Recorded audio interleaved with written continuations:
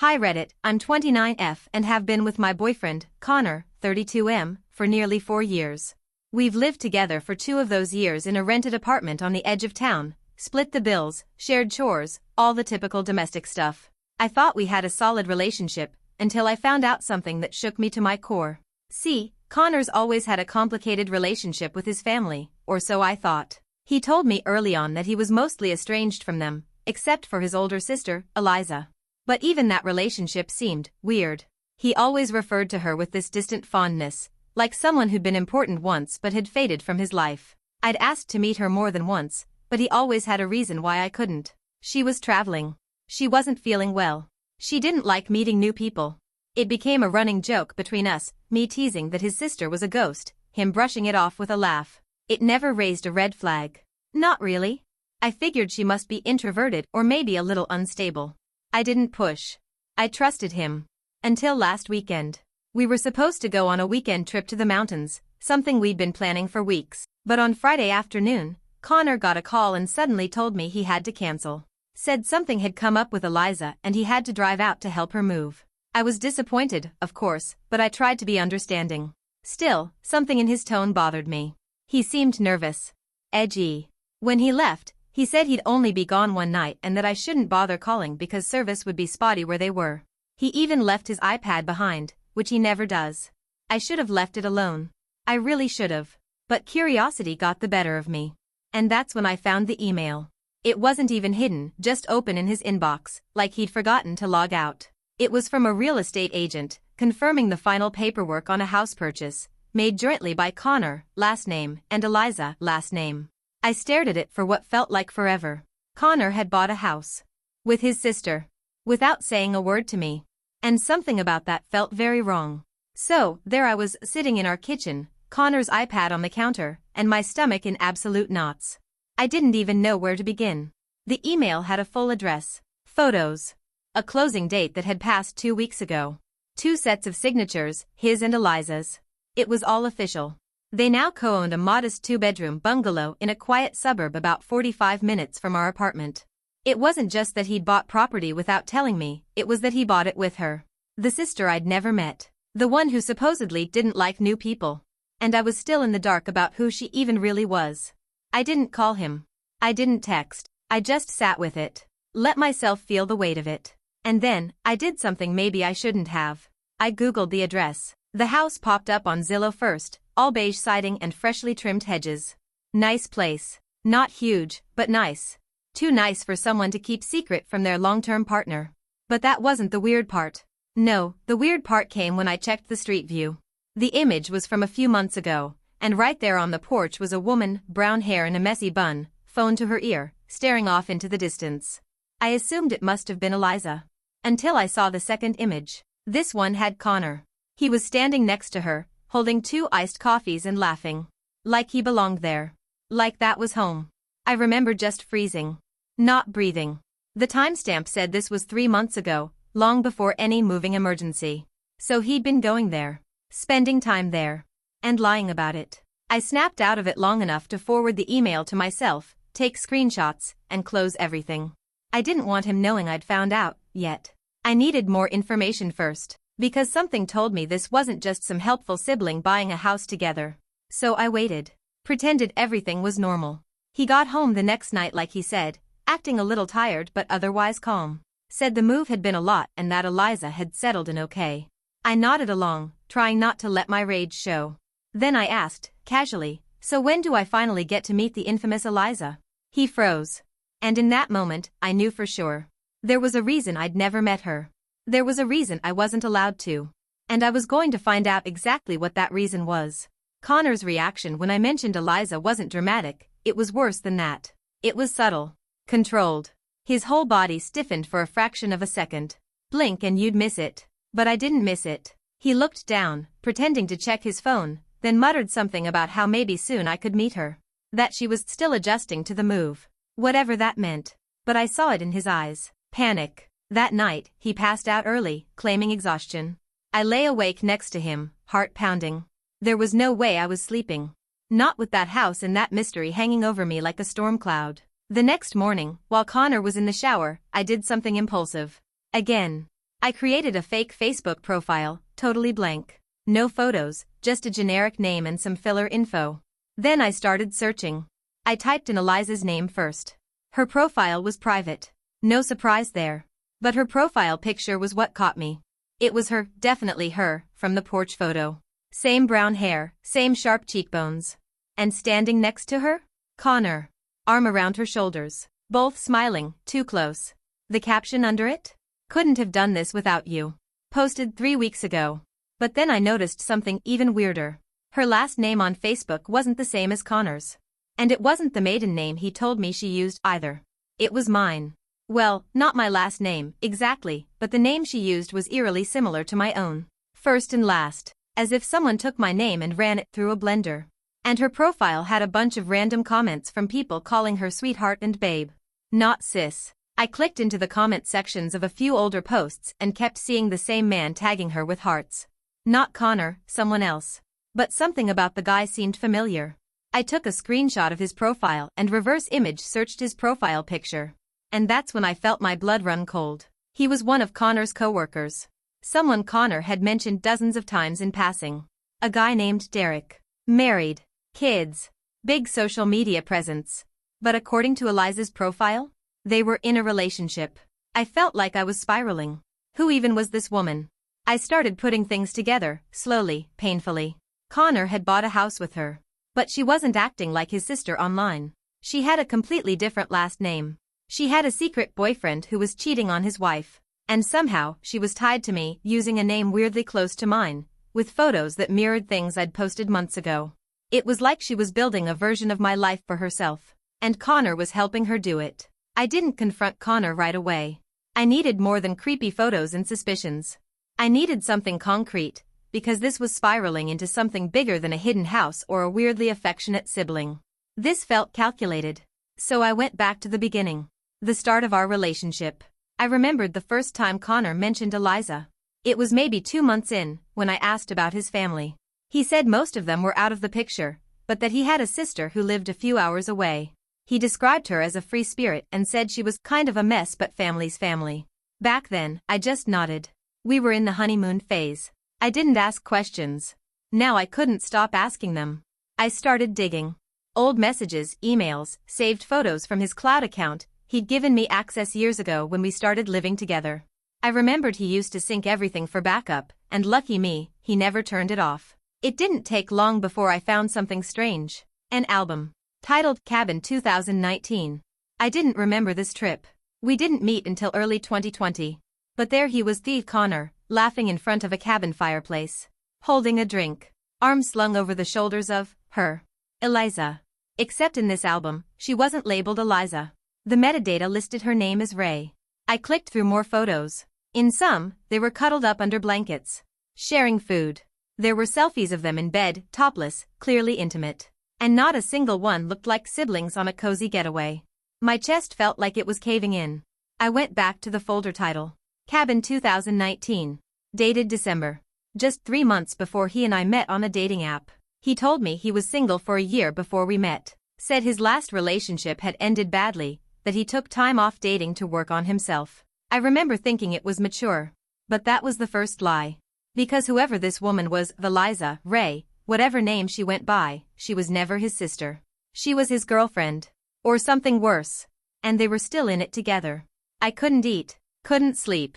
I kept replaying everything, every conversation, every excuse, every little moment that suddenly felt sinister in hindsight. The sister he never let me meet. The mysterious house. The cuddled-up photos from just months before we got together. I needed answers. But I couldn't ask him, not yet. Not without risking him locking everything down. So I did what I never imagined I'd do in my life. I stalked her. Using the address from the real estate email, I drove out to the house while Connor was at work. It was the middle of a weekday, quiet street, not a car in sight. I parked a block away and walked the rest. My heart was pounding the entire time, every step louder than the one before. The house looked exactly like the Zillow photos. Clean, tidy, the perfect little starter home. Except this starter home was built on lies. I didn't go to the door. I just stood across the street, pretending to be on my phone in case anyone looked out. And then she came outside. Ray. Eliza. Whatever her real name was. She looked different than the Facebook photo. Tired. Thin. She walked to her car, a silver SUV, and popped the trunk. That's when I saw it. A keychain dangling from her purse with a small laminated tag. Sentry Storage, Unit 42A. She was carrying a box old books, maybe, and set it in the back seat. Then she got in and drove off. And I followed her. I told myself it was crazy. Dangerous. Borderline illegal. But none of that mattered anymore. I followed her down 2 highways and into the edge of town, where she pulled into a cheap-looking self-storage place with chain-link fencing and a rusted keypad. She drove up to one of the farthest units. Punched in a code. The gate slid open, and she disappeared inside. I parked down the street and waited. 10 minutes. Then 15. Then 30. Finally, she came out. No boxes this time, just a folder under her arm. She tossed it into the SUV and drove off again. This time I didn't follow. I waited until she was gone, then walked the perimeter of the lot. I couldn't see much, but I could remember the unit number. 42A. The next day, I did something even worse. I came back. Alone. And this time, I brought gloves, a hoodie, and a lie. I told the front office I was helping my aunt move and couldn't remember her unit number, but I knew it was in the 40s and had a red lock. The attendant barely looked up before waving me through. I walked the rows until I found it. 42A. No lock. I pulled the door open, hands shaking. Inside, it was packed. Boxes, files, clothes, luggage. And pinned to the back wall? A photo of me. An actual photo. From my Instagram. Printed out, taped to the wall. Underneath it, scrawled in pen, "Her timeline is off." That was when I knew. This wasn't just about Connor. This woman had been watching me. I stood there in that dusty storage unit, surrounded by boxes that didn't belong to me, but somehow, every inch of it felt like it did. Like I'd wandered into the twisted version of my own life. That photo of me on the back wall? It was from a trip I took last year to a vineyard with my coworkers. I remember posting it because Connor had taken it. So how did she have a printed copy? The folder Ray, or Eliza or whoever she was, had carried out yesterday was gone. But there were other folders. Labeled things like Q1, accounts, and one just titled C. I opened the one marked C. Inside were printouts of Connor's pay stubs, his old driver's license, expired, copies of his lease agreements, including the one we signed together. And a weird, scribbled budget sheet that listed Phase 2, merge timeline in big red letters across the top. Then I found it. Folded up in the bottom of a file bin was a hand-drawn map. No roads, no cities. Just connected circles labeled with initials and dates. It looked like something out of a conspiracy movie. But one of the circles, right in the middle, had my full name written on it, first and last. Next to it, integration began, March 7, 20. Conflict possible Q4. Status, under review. I felt like I couldn't breathe. I had no idea what any of it meant, but it looked like someone had been tracking me, planning around me, studying me like I was some kind of project. Suddenly, everything about Connor's weird behavior made sense. The way he avoided certain conversations. His tightly controlled schedule. The fact that we never did anything spontaneous. Every moment of our relationship might have been managed. I took photos of everything. Every page, every scrap. I put it all back exactly where it was. Then I closed the unit, locked the gate behind me, and ran. Back in my car, I sat in silence for almost an hour. Just staring. What was this? A con? Some kind of experiment? Or something even darker? Because no matter what angle I looked at it from, one thing was very clear. Connor and this woman, this fake sister, had built a life around me. And I had no idea why. I couldn't unsee it. That map. My name. The words integration began. It didn't feel like I was just betrayed anymore, it felt like I'd been inserted into something. Like I was playing a part in someone else's script. So I started going back. Reading old emails. Old texts. Social media DMs. Anything that might explain how Connor found me. How this even started. And then I remembered something I hadn't thought about in years. When Connor and I first matched on the dating app, it wasn't exactly random. He had messaged me a month earlier on Instagram, just a generic, "Hey, I think we met at that bar last weekend?" I'd ignored it because we definitely hadn't. It felt like a weak pickup line. A few weeks later, bam, there he was again.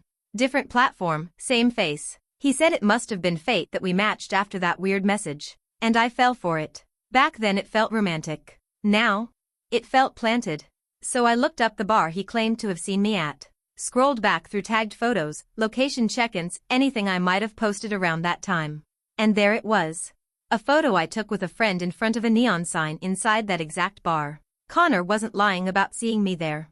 Which means he didn't just find me randomly online. He tracked me after seeing me in person. And that was just the start. Because I didn't stop at my profile. I started digging into Ray's old accounts, the ones that were harder to find. Her Pinterest, some long-abandoned Twitter. And there, buried in her wedding inspiration board, I found a pin of a necklace I own. The exact one Connor gave me for our 1-year anniversary. She saved that pin a year before we even met. I was never the first. Ray had my life first. My necklace. My bar. My man. But somewhere along the line, something broke. Or changed. And instead of just being me, she started copying me. Merging with me. Or maybe, being replaced by me? I didn't know which one of us was the original anymore. But I did know one thing. This wasn't just obsession. This was a plan. And I was in the middle of it. By the time Connor came home that night, I couldn't even look at him. He walked in all casual, carrying takeout like nothing was unraveling behind the scenes. I forced myself to smile, made small talk, acted like everything was fine. But my hands were sweating under the table. Because I'd made up my mind. I needed to know everything. I didn't care how low I had to sink. I was done asking questions. I was going to find the answers myself. The second he fell asleep, I slipped out of bed and crept to the closet. Connor kept a locked box in his sock drawer. I'd seen him slide it shut more than once, always telling me it was just old tax stuff. But tonight, I picked the lock. YouTube tutorials and shaky hands, it took me almost an hour, but I got it open. Inside was a black folder. Thin. Marked only with a single word on the front, handwritten in red ink. Contingency. My heart was beating so hard I could barely hold the pages straight. The first document was a typed timeline. Labeled with dates, phases, and my initials. It was like someone had been logging everything from the moment we met. There were entries like, asterisk phase 1, initial contact, established. Subject responsive.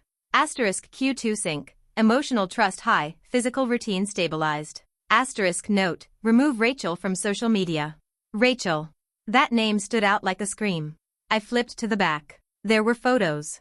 Printed ones. Old ones. Me at work. Me at the gym. Me walking alone. Me asleep on the couch. I nearly dropped the folder. Then came the letter. Written by Ray. Dated 6 months ago. She wrote like she was unraveling.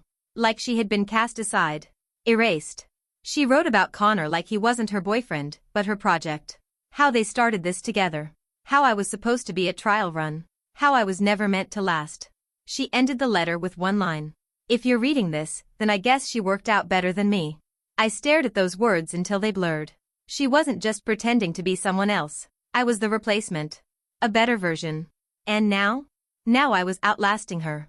But the part that truly shattered me was that Connor never stopped working off that timeline. He wasn't in love. He was managing me.